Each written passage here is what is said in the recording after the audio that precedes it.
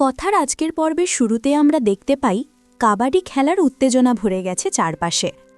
খেলার মাঠে একের পর এক খেলোয়াড় নামছে, কেউ আউট হয়ে যাচ্ছে, কেউ আবার পয়েন্ট তুলছে।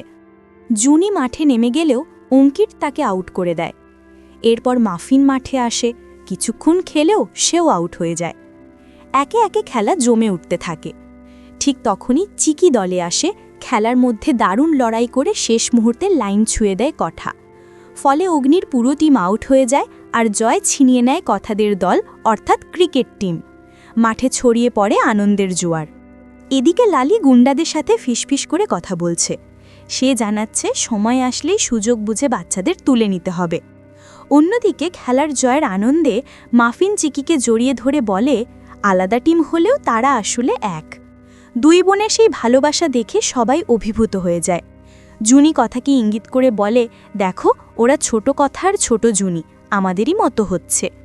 অঙ্কিত প্রশংসা করে জানায়, কথার দেওয়া শিক্ষা একদিন তাদের সুন্দরভাবে বড় হতে সাহায্য করবে। কথা তবে বলে দেয়, শিক্ষা শুধু সে নয়, সবাই মিলে দিয়েছে। খেলা শেষে সবাই বসে গল্প করছে। কথা সবার জন্য জুস নিয়ে আসে। কর্তা জানতে চান এই জুস কিসের। জানা যায় পাহাড় থেকে আনা এক বিশেষ গাছের ফুল দিয়ে এই জুস তৈরি করা হয়েছে।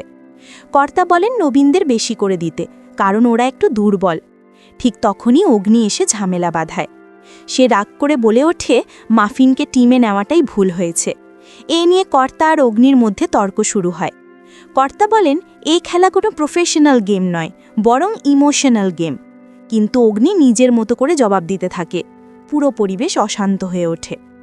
এদিকে লালি সবার ঝামেলা চুপচাপ লক্ষ্য করছে। সে সুযোগ বুঝে গুন্ডাদের ফোন দিয়ে জানায়, এটাই মোক্ষম সময়। চারদিকে বড়দের ঝগড়া লেগে আছে আর বাচ্চারা এক কোণে বসে আছে। গুন্ডারা নির্দেশ মতো হঠাৎ ঢুকে পড়ে আর চোখের পলকে বাচ্চাদের কোলে তোলে নিয়ে পালিয়ে যায়। যখন সবাই খুঁজতে যায় তখন দেখা যায় বাচ্চারা নেই। কথা, অগ্নি, রেয়ান সবাই আলাদা আলাদা জায়গায় খুঁজতে থাকে। কেউ ছাদে, কেউ গেস্ট রুমে, কেউ আবার রান্নাঘরে। কিন্তু কোথাও তাদের পাওয়া যায় না। সবাই ক্রমশ দুশ্চিন্তায় ডুবে যায়। অবশেষে বোঝা যায় বাচ্চারা স্বেচ্ছায় কোথাও যায়নি, তাদের গাড়িতে করেই অপহরণ করা হয়েছে। অঙ্কিতরা বিষয়টা বিশ্লেষণ করে বলে, যদি ওরা নিজেরাই যেত তবে নিশ্চয়ই কেউ না কেউ দেখত, কিংবা যদি লোভ দেখিয়ে কেউ নিয়ে যেতে চাইতো তাহলেও বাচ্চারা যেত না, কারণ তারা কোনো প্রলোভনে সাড়া দেবে না। ফলে নিশ্চিত হওয়া যায় ওদের জোর করেই তুলে নিয়ে যাওয়া হয়েছে। এদিকে লালির ভূমিকাও সন্দেহজনক মনে হতে থাকে সবার কাছে। অথচ লালি তখনও ভান করছে সে খুঁজছে, কিন্তু আসলে সেই সব কিছুর মূল চক্রী। রান্নাঘর থেকে এসে সে নির্লিপ্তভাবে বলছে ওদের খুঁজছে, অথচ একই সময় গুন্ডাদের সাথে যোগাযোগ করছে। গুন্ডারা বাচ্চাদের গাড়িতে করে নিয়ে যাচ্ছে। মাফিনার চিকি কান্নায় ভেঙে পড়ছে, কথা মা, জুনি মা, আমাদের বাঁচাও। কিন্তু গুন্ডারা তাদের চুপ থাকতে বাধ্য করছে। কথা, অগ্নি, জুনি সবাই চারদিকে ছুটোছুটি করছে, রাস্তায় খুঁজছে, আশেপাশের মানুষকে জিজ্ঞাসা করছে, কেউ কিছু দেখেনি। উদ্বেগ আর হতাশা বাড়তেই থাকে। এদিকে লালি ফোনে চিত্রাকে খবর দেয়, কাজ সফল হয়েছে, টাকা ঠিক সময় পাঠিয়ে দিতে হবে। চিত্রা লালিকে আশ্বস্ত করে জানায় সব ঠিকঠাক হবে।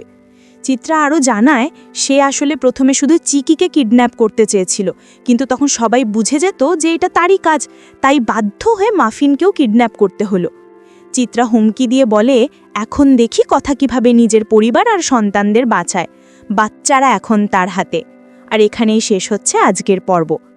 তো এইভাবেই আজকের পর্ব শেষ হলো। সামনে কিভাবে কথা তার বাচ্চাদের উদ্ধার করবে, চিত্রা আর লালির ষড়যন্ত্র কতদূর গড়াবে তা জানার জন্য আমাদের চ্যানেল ও পেজকে সাবস্ক্রাইব এবং লাইক করে সাথে থাকো। টাটা।